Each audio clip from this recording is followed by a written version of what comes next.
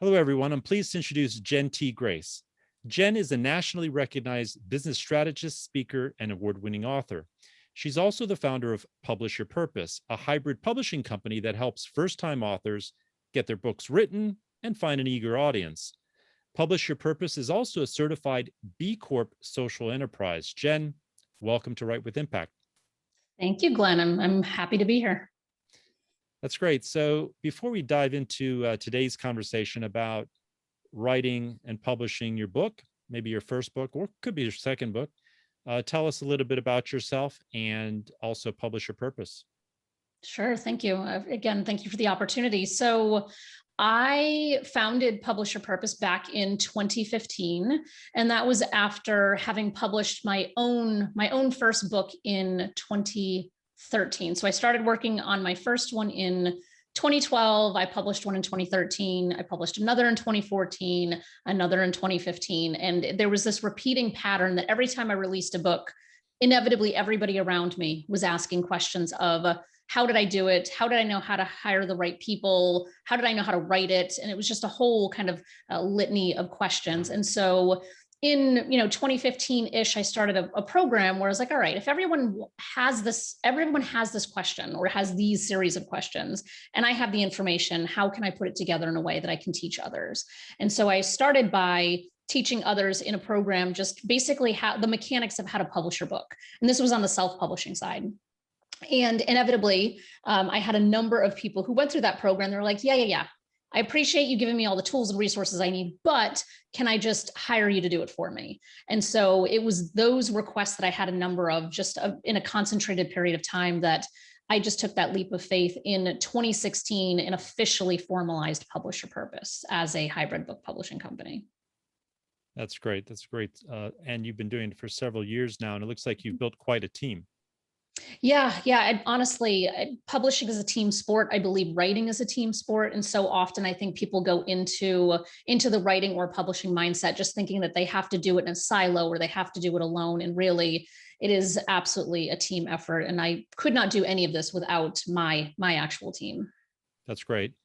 I'm wondering if we can start off with sort of a foundational or existential question, which I'm sure every single author that you work with, and you probably dealt with it at one point yourself, is why write and publish a book? I think that's such a beautiful question, because I think for some people that why is really clear, and for other people, not so much. And so the authors that we serve are typically first-time authors. We have a couple of outliers to that, but everyone that we serve, we focus on nonfiction and memoir. And they are very intrinsically tied to their business and what they do. And so sometimes we will be working with an author who is doing amazing things in their business already, whether they're a consultant, a coach, they're doing some kind of larger thought leadership, and it's just expected of them that they have to have a book.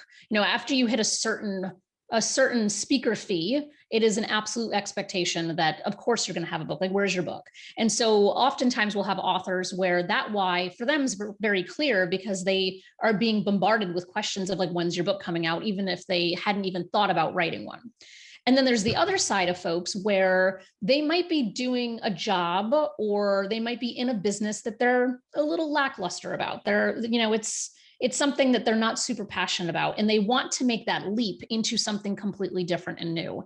And in those instances, it's that book that leapfrogs them to the top of whatever that new industry is. And so depending on kind of where people are in that, really kind of depends on kind of the why. And so that's one of the first exercises I often have people do, is like, just tell me why. Or even on a sales conversation, I'll say, well, why is this important to you? Like, what's the bigger impact, and what's the meaning behind this? And if you could wave a magic wand and a year from now you have people who are like fawning over you about how amazing your book is, what are they telling you? Like, how has that changed their life? And so for me, I think the very simple answer to the question of the why to write the book is to impact more people, as write with impact, right? So it's to impact a larger group of people, because so often our thought leadership as experts, consultants, speakers, coaches is inaccessible due to a number of variables. And with a book, I feel like for the most part, a book is accessible to everybody. There's obviously, for some that's still not the case, but a $20 price point is typically accessible to all. So I feel like that's one of the big reasons. Right. Now that's a great story. And I understand you help authors with pursue sort of hybrid publishing.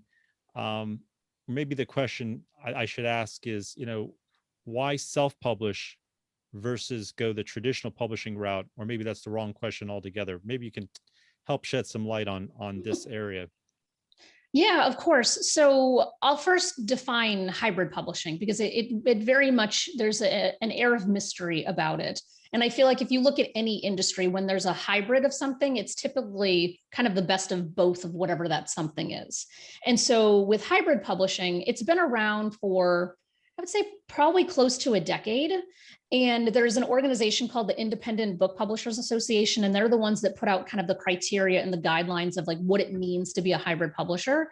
But basically, the bottom line is that if we look at the options for publishing, everybody knows that traditional publishers exist, and everybody knows that self-publishing exists. However, what people don't fully understand is that with traditional publishing, it is often very inaccessible to the vast majority of people. Traditional publishers, I kind of equate it to betting on a horse race or dog races or whatever types of things you might bet on, where with the traditional publishing model, they have to make money. And so if they're going to be taking a bet on somebody, it has to be a very calculated bet, which means you have to come to the table with a whole assortment of assets that are going to prove to them that you can sell books.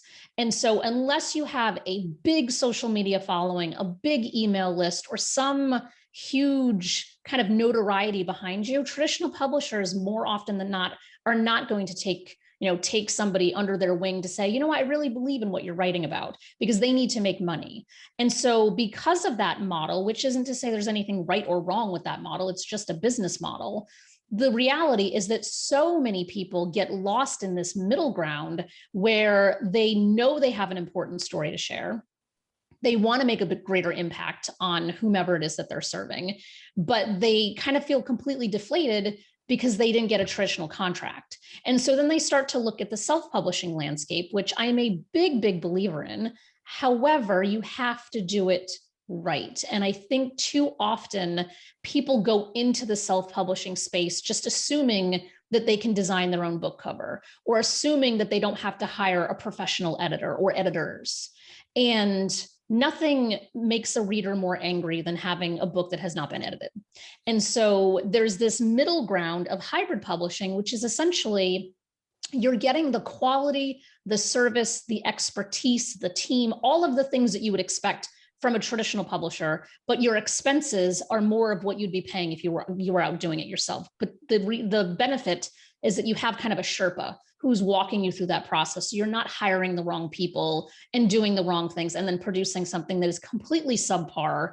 And then all of those people who are like, where's your book? And then you show it to them, and it actually does more damage to your reputation than it helps. And so that's kind of the big landscape. And so for each author, what publishing path works for them is going to look different. And I'm always very honest about that. As a hybrid publisher, obviously, I am biased toward the hybrid model because I do believe it really is the best of both worlds. But there are some authors that they want to go the traditional route, and that's perfectly fine. However, you have to put a time frame on that, is what I usually tell people. Like, give yourself a year, 2 years to get that contract. And if you don't, that's when you really should pursue another path, because if not, you're not making the impact that you wanted to.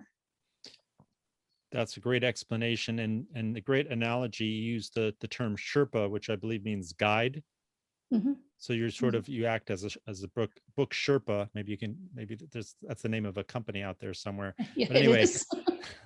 Probably is already, probably taken. Mm-hmm. Anyway, you're a book guide, and what's interesting is my understanding is that you're a book guide. You guide people through the self-publishing process, but it sounds like you sort of go one step further and get it into print and sort of become essentially the publisher for them. Is that correct? Yeah, we actually work with authors in two ways, where we do just kind of at the basic act of guiding them through the process, where they're off, they still have to contract with the vendors, they still have to get their book into distribution and things like that. And then we do operate as a full-fledged publisher. And so yes, it's because There's a lot of stuff that goes into a book that's not actually visible. So if we look at just what makes up a book, like people always notice the design and the writing itself. Those are the two obvious ones. But there's things like the book description, the metadata, the market, like the sales language to lure the reader in to actually want to purchase the book, the categories the book is placed in. There's all kinds of things like that. And so when it comes to that stuff, that's where having a guide is really very important, because if you want your book visible and you want a Barnes and Noble or you want a local bookstore to be willing to carry your book, there's a lot of things that you have to do. But when you go to Google to say, how do I get my book into a bookstore? You're going to get 8 million results, all of which conflict with each other. And so having somebody, regardless of whom that somebody is, kind of guiding you through that process, it will save so much time and headaches down the road. That's great. Have you seen, before we get into, I've got a lot of questions around process, how you help clients write, publish, and market their books. But the question I have is, have you seen an uptick or even a surge of interest in writing and publishing books over the past year and a half since the pandemic? Yeah, absolutely. So we have always had publishing services because we're a publisher, and that's kind of the program that started, was a group kind of self-publishing, like the mechanics of the actual publishing side. And we had informally been helping writers throughout this process too. And at the beginning of the pandemic, we formalized a program. It's called Getting Started for Authors, which is very much like the mechanics of how to get started with your writing, how to figure out what you want your manuscript to look like at the end of this. And that was specifically because so many people were suddenly not traveling or suddenly didn't have a long commute. And now they had this extra time that they wanted to fill in an intentional way. And so, yes, absolutely. I have seen, and I, as a publisher, I know a lot of other publishers, and we've all seen kind of this big uptick. So I think it's probably maybe the end of this year, beginning of next year, I think is when we're going to start to see a big surge, because it does take time, as in terms of just writing, how long it takes to write. So I think the surge, like we're in probably the uphill part of that wave, because I think it's going to come crashing down. There's going to be a lot of new books coming very soon. That's very interesting. So could we dive into a couple of the questions around process? Yeah, let's do it. That's great. So let's start with writing. Obviously, it's the focus of this podcast, but I also do like to talk about the other aspects of publishing and marketing, content, blogs, and books. So in this case, we're going to talk about books. So what would be 3, maybe 4 strategies you recommend to the authors that you work with to help them write their book, either, sort of starting from the outline stage all the way to the finished draft? And I know there's a lot involved, and I'm not expecting you to go through every single aspect of it, but what would be a few highlights that you would like to share? Yeah, absolutely. I have dozens upon dozens of things that I could say, but I think the most important is the first thing that I would say is knowing with absolute clarity who you are writing for. Because once you know the who, everything else will fall into line. It doesn't mean it will easily fall into line, but it will kind of fall into place. And so what I tell people to do, which might seem creepy or weird, but I know it works, is when you know who you're writing for. So do some kind of target market exercise, target reader exercise, whatever it might look like. We have a whole assortment that we have folks do. And when you know who that person is, a lot of times it's somebody that you can actually identify. Like it's a singular person. You're not writing for a million people. You're writing for one person. So I would tell them, like, if it's a client that you already have, it's like a desired client you want to have, take their picture and print it out and put it on your monitor. So when you are writing, every example that you say, the way in which you write, the words that you choose, you can keep looking back at that particular person and say, what would they want to see? And when you can do that, it makes the process so much easier, because you have so much more clarity. Because I think a lot of times, reading is a solo endeavor, right? Like it's one, you as the author to one reader. And when we write, sometimes we're like, I'm writing for this mass audience because I want this to be a New York Times bestseller and I have to have, millions of readers, but you're not writing to millions of readers, you're writing to one person. And so sometimes just that mindset shift for folks can really just kind of open the floodgates of just being able to articulate examples much more clearly, because you're not trying to be like, oh, well, it could be this person, it could be that person. Like, you have that clarity of who that person is. So I feel like that's my big number one takeaway. And yes, it might be a little creepy to have someone's face on your monitor, but if it works, it works. What is it about storytelling that is so attractive to people? And I've read a lot about this, and you hear people say it's sort of built into our DNA. And we've had storytelling since the time of sitting around a fire when we were cave women and men. What is it about storytelling that has that deep resonance with people, even if it's, or maybe especially because it's nonfiction, it's true? I think it's the universal truth in what they're reading. So I think if we look at just anyone from whatever different lens or vantage point they might have, when you're reading a story and you can see yourself reflected back in whatever those words are, it kind of helps you digest that information in a different way. You can process that information in a different way. You can see yourself, you can feel yourself, see yourself, feel kind of valued in that conversation.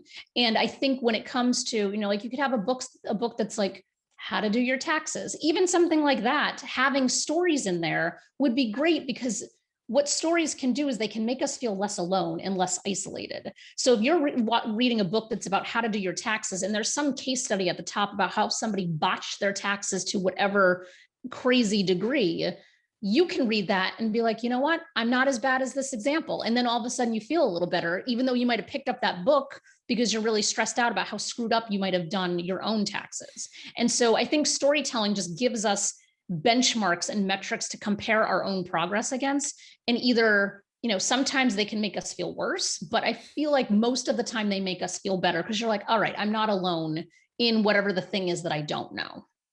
And I think a lot of times as first-time authors, we kind of come into it feeling like we ourselves are not enough, that our natural default writing style is not enough. So we have imposter syndrome that says, who are you to write this book? Or why do you think you're good enough to be competing with so-and-so? And we get all in our head and we go down this ugly rabbit hole of just all these self-doubts and limiting beliefs. And then we start to write differently because we don't trust our own natural instincts. And when we start to write differently, we start to create that horrible scene where now what people know us for and what people are reading are not matching.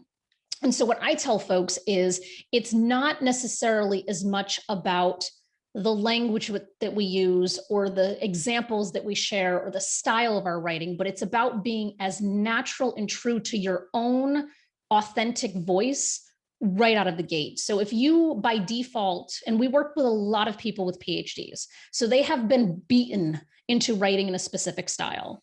And so in those instances, me trying to fight with the academic to change their natural writing style is not really going to serve anybody if that's kind of the style that their audience already kind of expects, that more kind of intellectual type of writing approach.